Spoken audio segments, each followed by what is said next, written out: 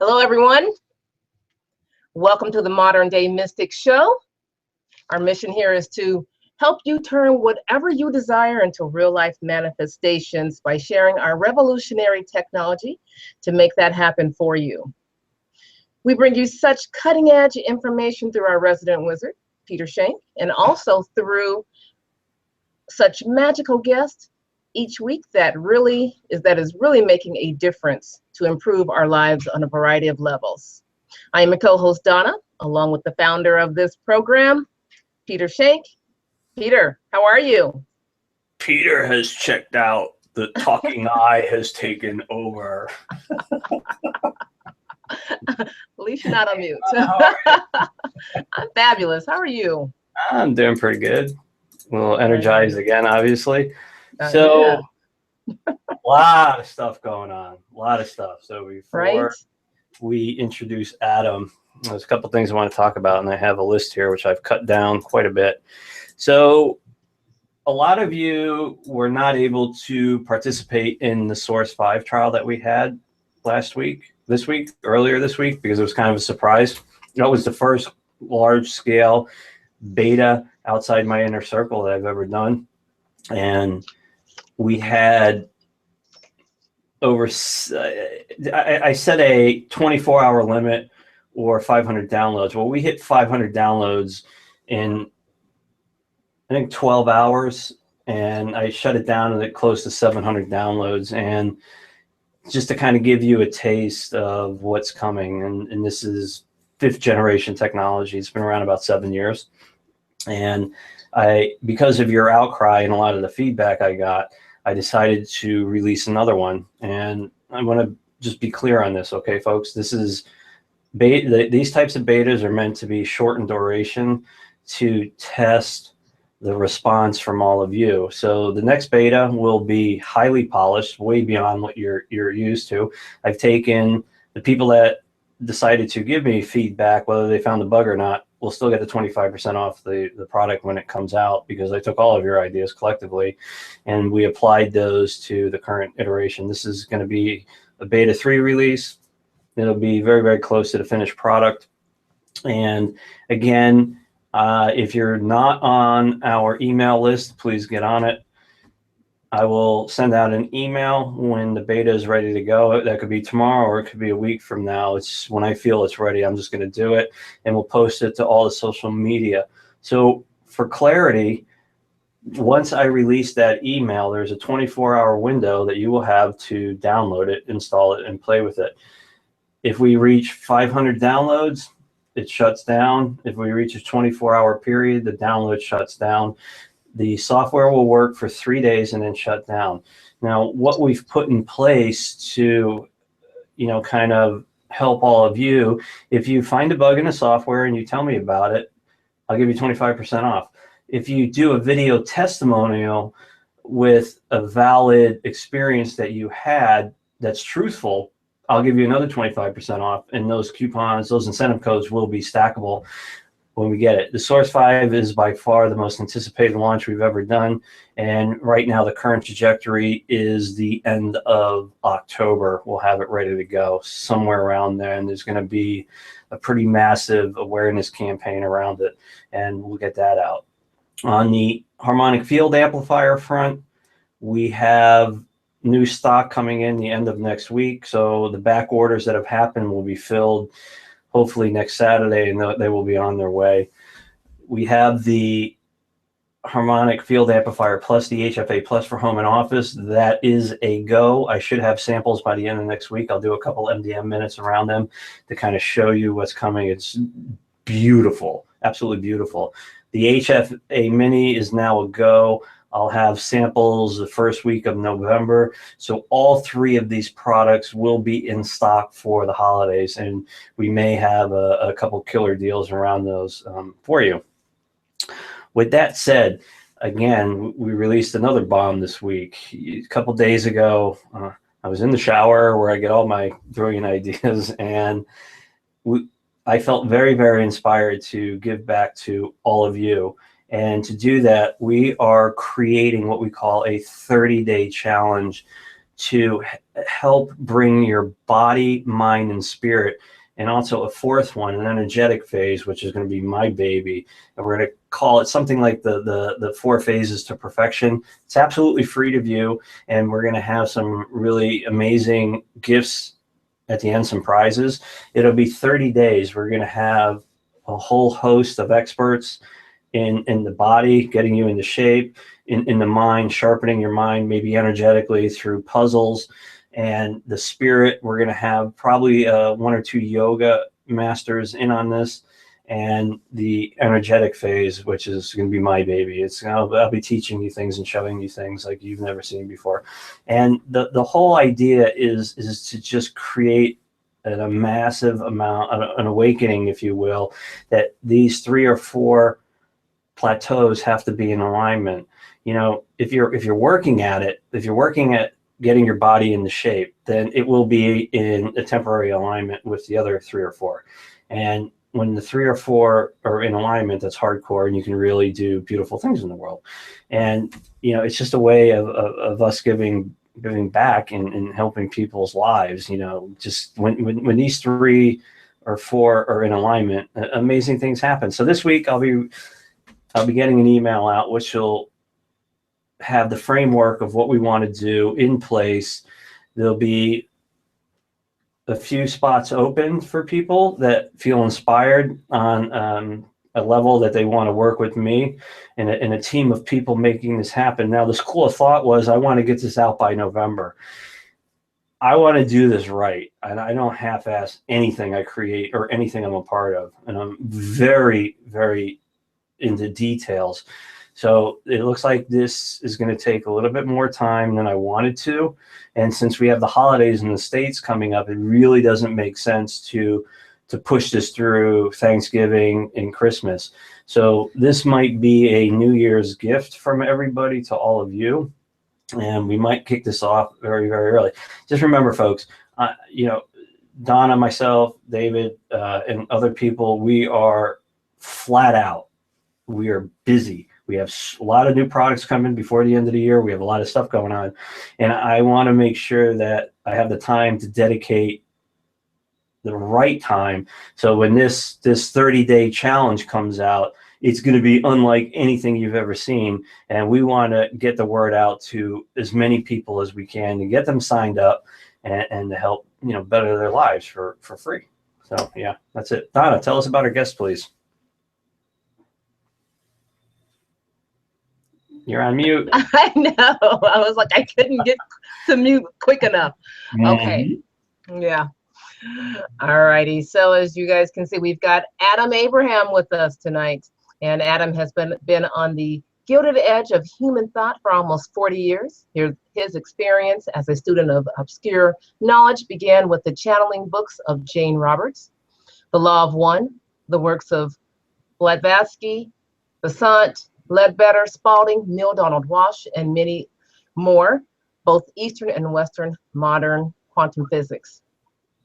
The author of 2 books, A Freedman, an Emancipation Proclamation, and I Am Not My Body. I am not my body. What are you then?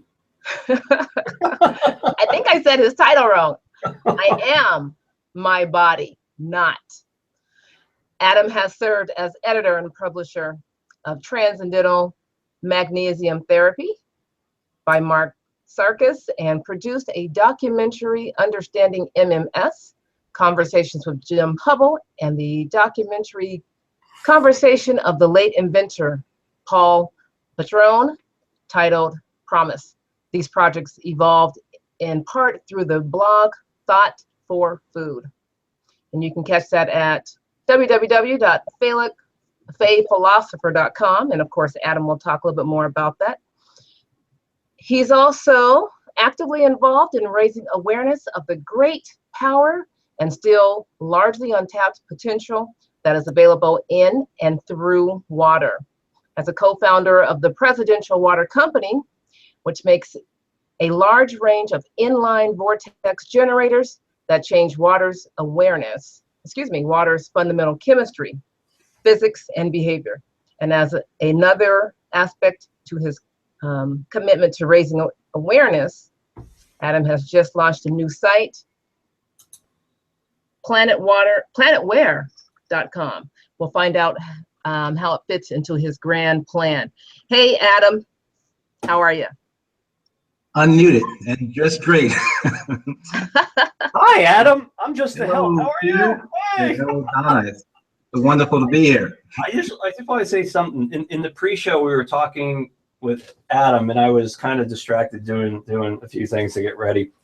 And Adam has a very soft-spoken voice, but he carries this immense power underneath it. And I would like everyone in the audience tonight to just follow along. And as you're watching him speak, just kind of feel what comes out. It's pretty cool. Pretty cool. So, sorry, Adam, please tell us a little bit about yourself and what you're doing.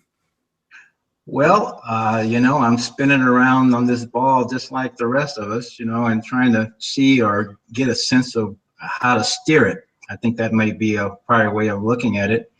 I have been, for the last several years, much more involved in actively trying to change or bring out new awarenesses relative to water.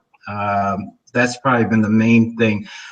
For so many years, I believe I'm considered a water sign, which meant nothing to me most of my life. But when I started learning about water, probably about 7 or 8 years ago, it's kind of like, wow, it was just amazing fascination when you start realizing that even in its liquid state, there are many, many behaviors, diametrically opposed behaviors that you can anticipate or you can create. And so we tend to have this sense that water is, solid, liquid, or gas, and if it's in a liquid state, it's just, a solvent. And yet we have, in many, many ways, I want to say underestimated. And in a lot of ways, we are underutilizing. We are missing some amazing potential and benefit throughout our society by this grand oversight. And so that's been one and is one of the prime things that I'm doing. But I'm also very much committed to simply a raising of an appreciation, quite frankly, of who we are as human beings, as life expressing through form, as is indicated by the title of my little book, I Am My Body Not. and because we act, many of our behaviors and everything else are based around perhaps an unconscious assumption that we are. And so we look at, you might call it surfacism, okay? We look at things on the surface and we make judgments based on this quick shorthand assessment, largely formed by what we've learned in school, and which is a great indoctrination system unto itself. So to get to a place of seeing that we are life expressing through form, but not the form, is to me a fundamental, gosh, I'm working these F's right now, a fundamental part of really coming to getting into touch, with something that's very, very important. And that's our power of our imagination, our thought, and stuff like that. So if we view mainstream thought as, an interstate or a highway,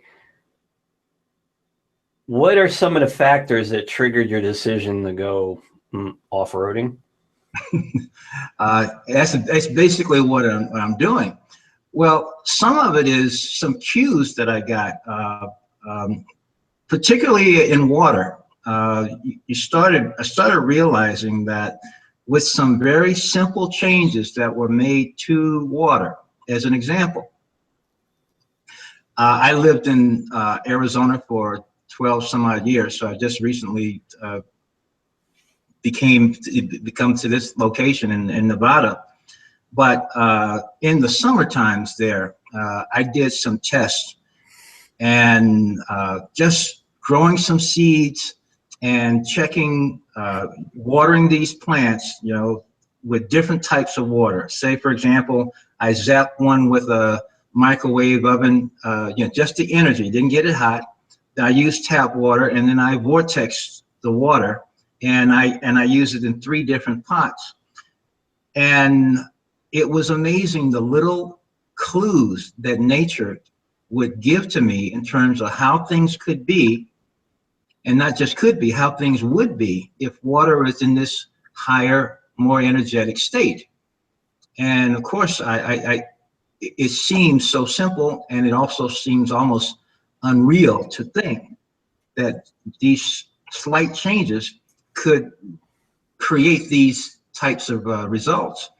And so I started getting little signs here and there, but what they added up to was an amazing appreciation for nature itself. And so between practical experimentation and a lot of reading and research, when people would mention names to me of authors or different researchers, you know, I was just on it, and I just immersed myself in it.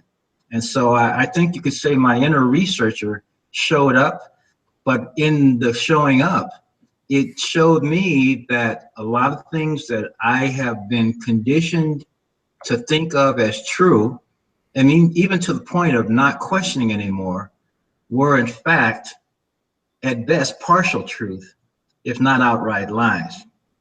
And so once you start looking at that, you say, well, what else is out there that I really ought to be looking at, you know, because, you know, you can talk about lemmings or whatever else. Mainstream thought is taking us in a certain direction, and that direction is unsustainable. So those, I mean, that's another subject that can be argued either way. What paradigms you envision changing and why? Well, one of the first things I would see in terms of a paradigm shift would get to a place where we can literally see ourselves as life expressing through form. Now, if you recall the days of the Star Trek program, for example. Oh, you're a Trekkie too? You know, I'm a cousin, you know, there's some of them I really like, but you know how they start off in the first series, they talk about space, the final frontier. And you know something, it sounds really good and it seems plausible, but as I see it today, that's not the final frontier. Self would be the final frontier. It's the place that we really never look. We've really gotten to a place of thinking that if you look inwardly, if you come and you seek to understand yourself and who you are, that sometimes maybe you're selfish. And we've stigmatized that. So we tend to be very, I'd say, retarded in a lot of ways. It's retarded our emotional growth as well as our mental growth, because we can be deceived because we stop questioning. And so I would like, in terms of a paradigm shift, the first part is to take back ownership of our imagination and take back ownership of our thoughts, because they actually are ours. And the only way others can use them is if we don't think that there's any power in them. And that's something that's kind of ongoing, so to speak, but because it really makes sense. It appears that we are what we appear to be, and so it seems logical, except when you start looking at our physical form in the same context as we look at the clothes we may have on. No one has any question of seeing that, well, these clothes are not me, but they don't have a sense that we are an energy, a pattern of information and energy, a living pattern that is expressing through that form in the same way that we express through the clothes that we have, but we're not the clothes. So how does water play a part in this, play a role in it? Well, in a way of speaking, it has a major role in all of it, quite frankly.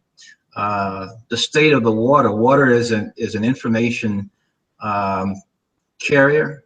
It holds information. It transmits it.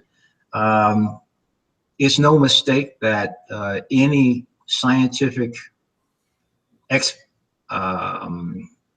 expedition, so to speak, or any space expedition, when they started looking for the suitability of life, supporting of life, they have to find water. And there's no mistake to that. Water is a portal. It's a gateway. You could call it a dimensional gateway. You can call it a stargate. You can call it a lot of different things. But ultimately, life comes into form through water, no matter where it is, no matter what it is. And so we are examples of that. 10 months from now, there are going to be beings here on this planet that do not exist here right now.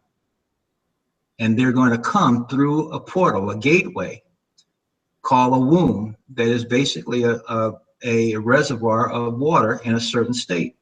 Actually, they do exist here and now. They're just outside your veil of reality. Because in my belief system, past, present, and future are happening simultaneously. So when you speak of 10 months from now, that's already happened. It is happening, and it will happen again indefinitely. I share that view. We have a linear perception of that. And in that linear perception, but I agree with you. There is only now, so to speak. Okay, in that respect, in the way we perceive this now, in a linear sense, it's going to seem to occur over time, and yet they do exist. They exist now, and yet in 10 months, while they may not show up, they may not appear in this reality at this time. In that period of time, they show up as little bundles of life. And the thing is, if and as we begin to appreciate water's critical place in the formation and the correct expression of life, as well as information, we would begin to stop a lot of behaviors and practices that are right now happening without thinking about it. Or should I say, you have experts saying that the science is clear, this is good or that's, and the truth is the science does not confirm this. Our reality, our experience is saying something very different. And we are having many different alternate and altered life expression and life forms showing up as a result of the distortions that we are doing even to our water. Now, what happens in 10 months if little green men show up on the White House lawn? Are they water-based? If they're living, yes. Okay. So you're out there like I am, and that's a good thing, because you are a pioneer and you push the envelope of, consciousness, and that's where these beautiful ideas come from. What inspired you to continue down the rabbit hole and search for answers within water? Well, part of it was coming up with some questions that people who were on what I thought were on the leading edge of science didn't have any answers for. About 20 years ago, I had a tumor show up in my jaw, and I'll make a long story short. In the course of treating that tumor, which took 2.5 years and 6 surgeries and a resection of my jaw and everything else, before all that work was done, the people at this prestigious university said they didn't know the cause. Now, they didn't know what to do. What they had to do was they were going to remove the jaw, and they were going to do all this Well, today I consider draconian. I say that today, but at the time I knew nothing better. And when they showed me pictures of someone who didn't get this work done, I said, okay, I don't want that. Okay, give me this. I agreed to have half my jaw cut off and rebuilt, etc. Well, that's 20 years ago. And while that condition hasn't come back, I had more teeth starting to just disintegrate. And I had no idea why. And I think something about them saying we don't know the cause just stuck with me. I had my stepfather as well, several years ago, had a stroke. And I had already begun looking into these alternative things. I was, you could say, into MMS at the time. I was really learning about it. As I worked on my radio show, I talked to many doctors. I interviewed doctors, conventional, naturopathic. I talked to healers, intuitives. I've spoken to many, many people, as well as done my own research. And what was showing up for me was that there are ways to address many of these things which are still not part of mainstream science. Not only that, when you really get down to it, if you bring these things up, the mainstream, say, medical or health practitioners, they literally don't want to know this stuff. Okay, and there's something very practical about it, because it actually jeopardizes their ability to continue to practice their profession. And so I'm seeing a system, and that's what started to unfold. The idea of a system that is trusted unquestionably. When you trust, you cease questioning. And so generally speaking, it's trusted, it's respected by the majority of the population. We're engaged, we are encouraged to do that. But when you look at its practice on an institutional basis, it's actually antithetical to health. And so this is what was showing up. And then you also look at other scientists. You look at people like Jacques Benaviste, and you look at Royal Rife, and there are many, many different people, even in the water research area. What about Jacques Cousteau? Jacques Cousteau? Yeah, no, maybe.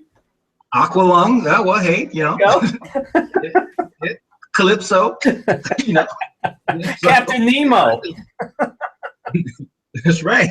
So when you look at how many researchers, well-respected researchers, have been treated when they went down a certain path, you start seeing this is something institutional. And so it really behooves us to get back to knowing for ourselves, you know, not only who we are, but we start knowing the natural order of things. There's a natural science that is fully encompasses conventional science.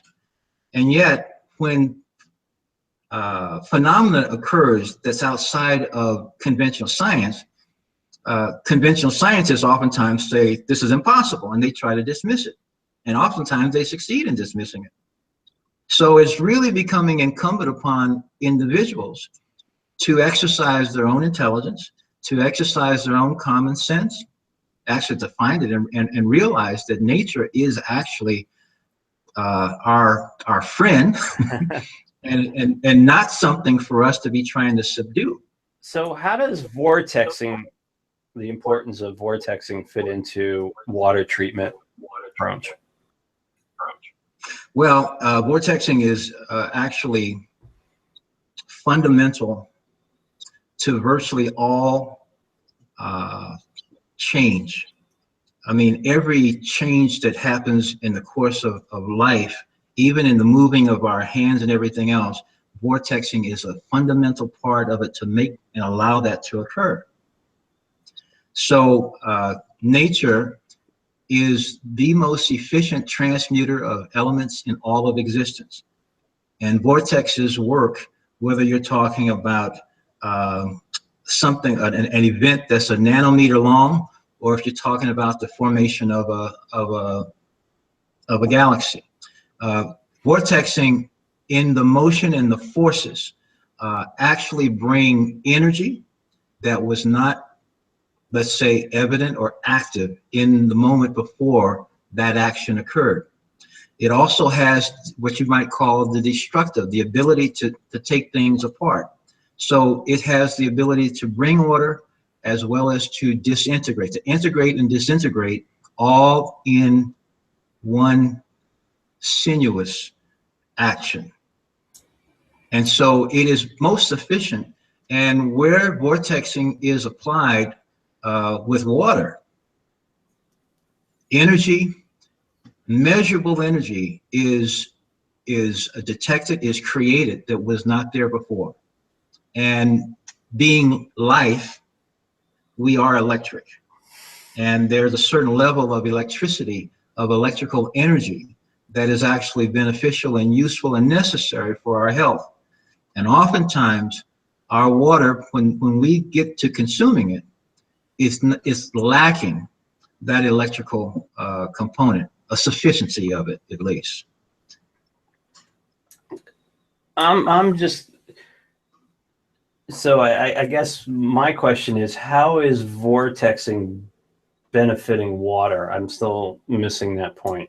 Well, anytime you see water exit the scene, for example, what does it do? It doesn't just go down in a straight line. What it does is it starts moving around. It vortexes. Vortexing is a natural action, and it is something considered like a tornado or a hurricane. That is a vortex event too. And anyone that has done research into tornado dynamics, for example, a hurricane, they will explain and describe it as an electrical event. Massive amounts of electricity, electrical energy are generated in a tornado. In our vortex generators, I like to call them tornadoes in a can. It turns out that the smaller the vortex event, the more energy dense it is. So in this case, you know, you could say size matters, but it's in the inverse. So in well, truth is the truth. So in bringing them down, we are literally, just an example, in farming. Farmers, everyone that I've talked to, will always acknowledge that when it rains, they see growth spurts. They just see them quid pro quo, rain, day later, they're seeing new leaves and stuff like that. But when it's not raining and they're using their water from the ground, their groundwater, or from their well, they don't see it. That water helps keep the plant from keeling over, but is not bringing what's necessary for those crops to actually become viable, so that they can be harvested and you know, sold, etc. Well, when we put vortex generators on a line for a farm, we start seeing the farmers see the same type of activity as they do when it rains. And that's simply because something is missing. The water that is in the ground is also like the water up, it's water too. It's both of them are wet, but they were getting a certain reliable result when it rains that they did not get, consistently did not get from the ground. The big difference is the motion state of the water in the ground. It's become lethargic, it's become chaotic, it's become slow, low spin state. Another way of looking at it is if you can talk in terms of angular momentum. If you had a wheel and you were riding a bike. I remember when I first was learning to ride a two-wheel bike, before I learned how to do it, I wondered how was it possible a person wasn't falling over. And it turns out, and eventually I did learn how to get going, and I stayed up, wonder upon wonders, I stayed up. Well, part of how and why I stayed up was the angular momentum, the movement of the wheels. And when those wheels started to move, there was like a gyroscopic action that actually helped keep you up, or keep me up, or whoever is the same thing happens with a water molecule. They tend to keep their integrity when they're in a high spin state that they lose when they slow down. So it's in the water. If we slow this down a little bit, a water vortex raises the vibration of the water. Yep. So what you're describing with the farmers, rain has a higher vibration than the water in the ground. And it has a higher spin state. We can literally describe vibration in the rate of spin as well as the alignment. So yes, go ahead. So you go out, you buy a case of water, Aquafina, whatever you will, and you pour one of those into a glass, and you take a glass of water from one of your vortex generators. What's the difference between the water from the store and the water that comes out of the vortex generator, and what can you expect it to do in the environment and in your body? A couple things. The main fundamental thing is that when the water has been vortexed, it microclusters. A lot of people won't really, may or may not relate to the term of surface tension. That's something that's a bit more in the laboratory area, but they will relate surface tension in the sense that mosquitoes, when they lay their eggs, they lay it on water that has a high surface tension, on stagnant water that has a high surface tension. The mosquitoes are able to lay their eggs there because the surface tension holds them there. The difference is that when you vortex the water and you put it in a high spin state, a mosquito that lands on it is going to sink. Okay? It's better than flypaper. It is better than flypaper. Okay? And the thing is, that's a couple things. That high spin state, as well as the microclustering that occurs, it makes the water more absorbable. It literally allows and releases more hydrogen and oxygen. The water is more hydrating as well as oxygenating due to the electrochemical changes, because it's a natural ionization process that has occurred. So what benefits can the environment and a person that consumes this water expect? Very cool things. Better circulation, water that is in a low spin state, which most water is, through I can set all the judgment aside about the chemical treatment of water and the chlorination and all other stuff. The simple process of getting water from a treatment plant to a home through pipes causes a major degradation in its electrical ability and in its properties. That's true. That's true for copper pipes too. It's going to be true for copper pipes too. The copper may actually do some restoration, but the process of getting it there is going to be dead on arrival, so to speak. Okay? Vortexing will change that, whether the pipes are copper or not. But I understand what you're saying relative to a copper treatment. Many houses now are going away from copper. So, but nonetheless, those are some of the things that will occur. The water will be more absorbent. People, it's less inclined to generate scale, okay, or calcium buildup. And if the water generates scale in the pipes, it will also tend to do that inside the body. It doesn't really discriminate or distinguish where it does it. And so we have experiences such as osteoporosis, such as strokes. We get heart disease. These are also effects of lazy water that's incoherent, that drops out of suspension, that does not have the integrity and the energy to be beneficial inside the body. It has effects in aquariums, for example, where the aquariums, they cloud up all over the place.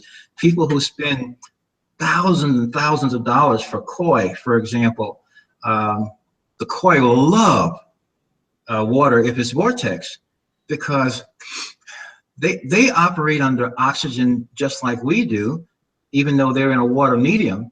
And when water begins to fill up with algae and things like that, it's harder to breathe. It's not as supportive of life.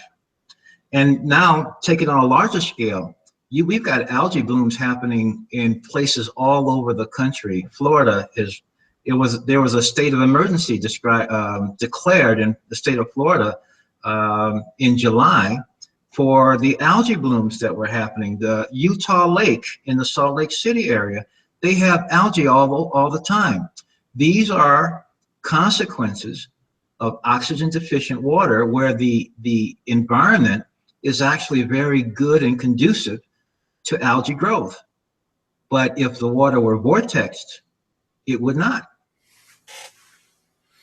Nature has some amazing abilities that we socially or scientifically in many ways are not using.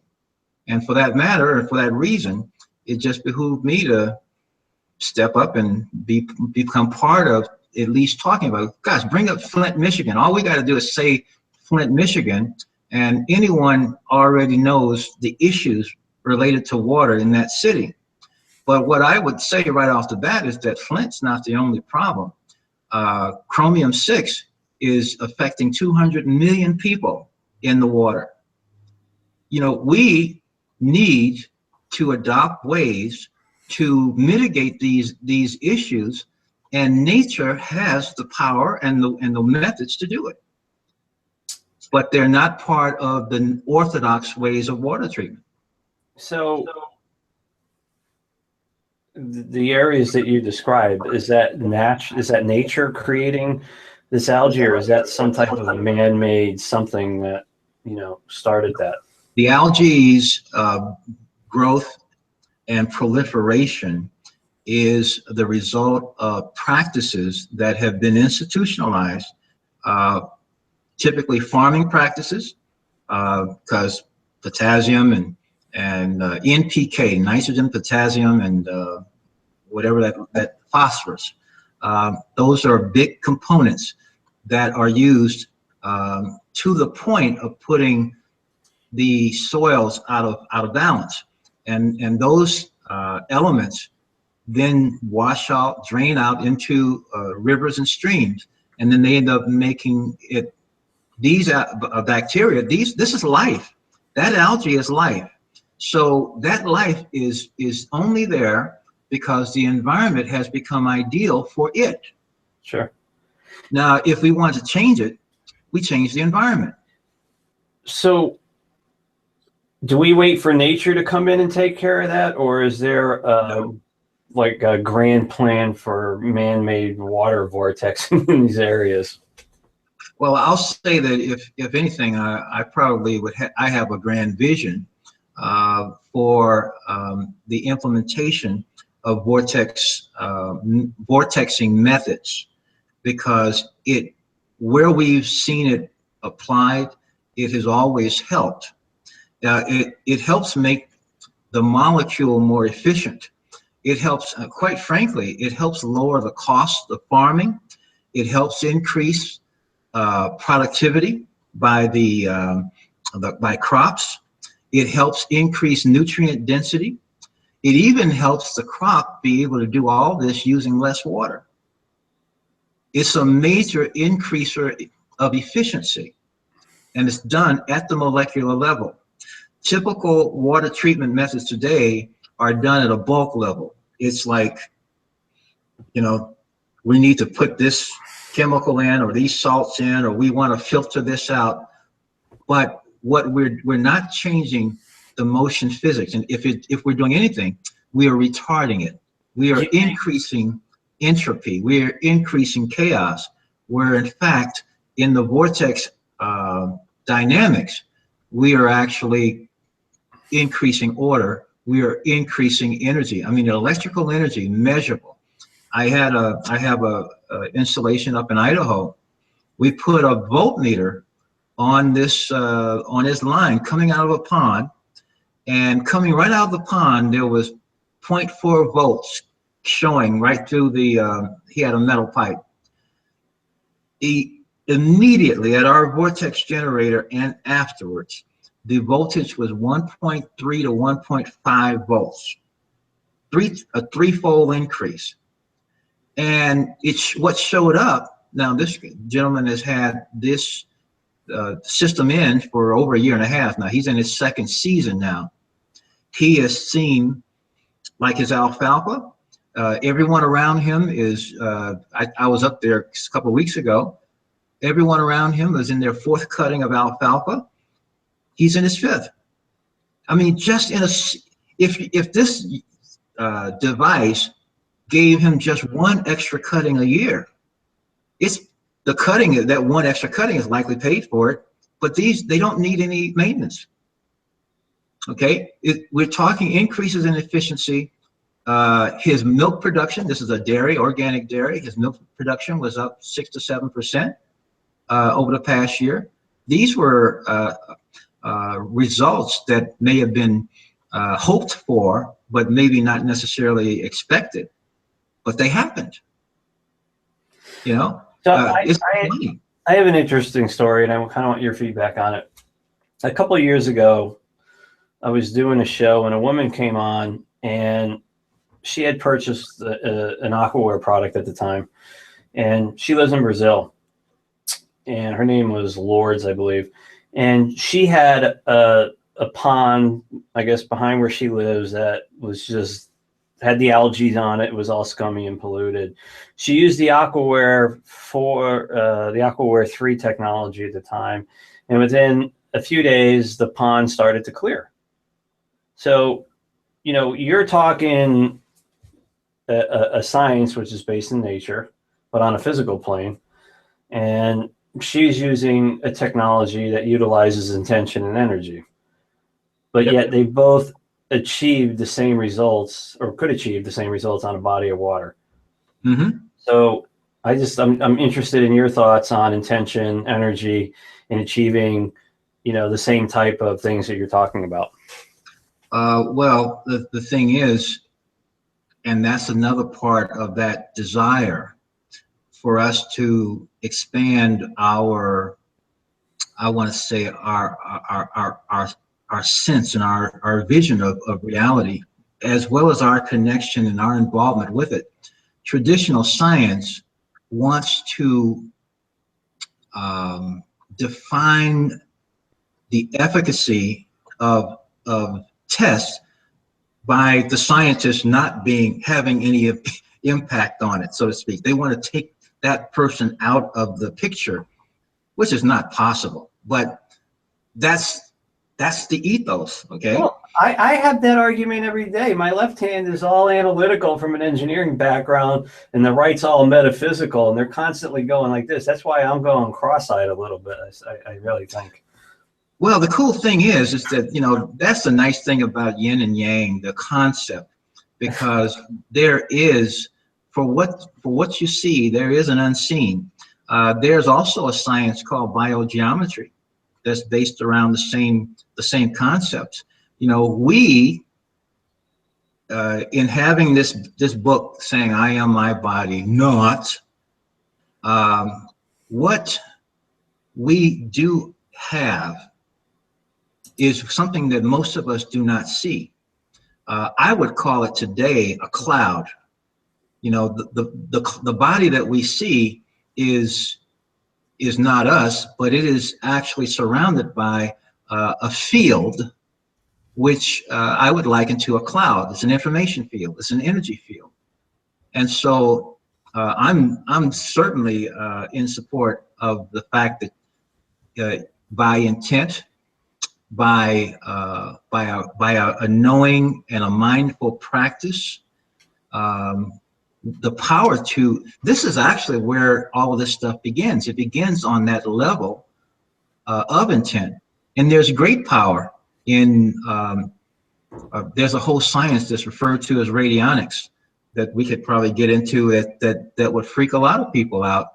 But there's a lot of history to this. And at least in my, for us to actually start using the closet and begin using this knowledge consciously to change things that we know how to change. You know, people have paid a major price for discovering and learning these principles, and yet not the knowledge being cherry picked, and people not and science, these institutions, not embracing them. In fact, if anything, they wanted to control them and then put them back in a closet again, okay, and throw away the key maybe. So we really need, for our own purpose and our own benefits. I mean, there's so many policies. I have 3 grandkids now, and one of them is only 2 years of age now. And it's so funny, I was telling my son, you know, I wasn't as aware or as brave as he is to live in California and in this day and age, and refuse to allow his daughter to be vaccinated. And it's amazing how we're in a position in a society where a person is put at risk for exercising conscience. I got a major problem with that. And fortunately, since he's now my son and I got grandkids, I can speak out on it. You know, in order to get into schools, public schools, you know, you have to submit to all of these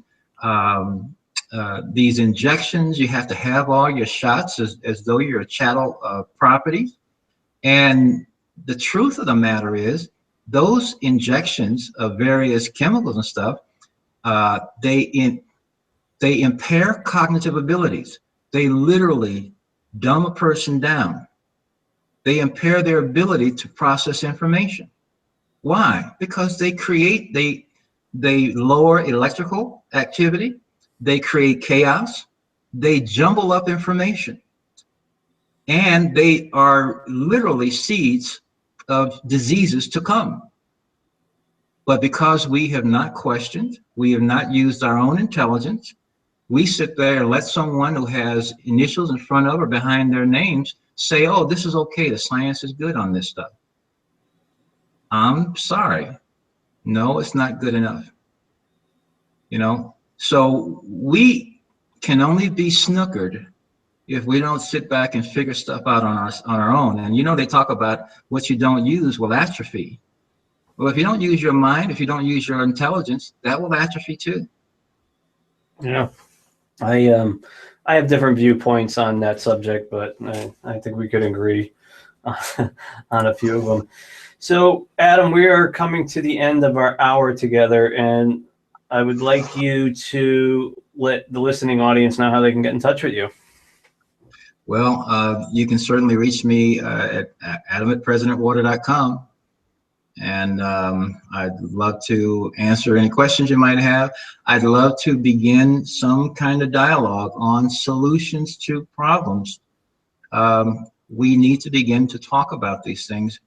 If people ask the questions, it's not just me. I know I have a circle of people around me who know more about this than I do. And we are looking to begin to solve problems that are affecting us all. No, I completely agree. I'm going to call you out on something. You want to do a water blessing for the crowd tonight? I'd love to. Awesome. You're up. What do we do?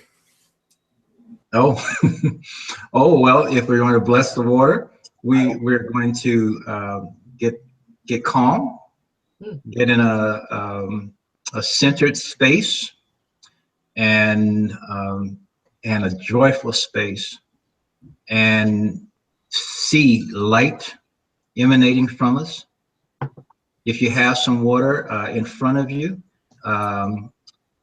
put it between your hands and know that there's this amazing, powerful energy that's coming from and through your hands into that water. It takes that intention in. And be grateful.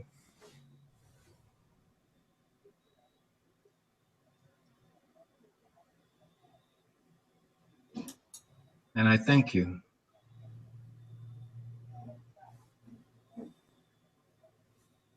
I don't have any water left. I just have a drop. Oh my God. Cheers. Osmosis. I got thirsty about a half hour ago. What can I say? Adam, you're awesome, man. Thank you very, very much for coming on the show with us this evening. Awesome information. Just awesome. Awesome. Peter, thank you so much. I actually want to find out more about your aqua product. I want to experience it myself. So we'll make all that stuff happen in time. Absolutely. Thank you, Donna. Good night, everyone. Thank you. Good night, everyone. Good night.